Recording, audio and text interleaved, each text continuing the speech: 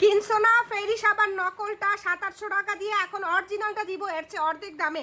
আজকে লাইভে সাবানটা কিন্তু আমি ইউজ করছি, ইউজ করে দেখাইছি।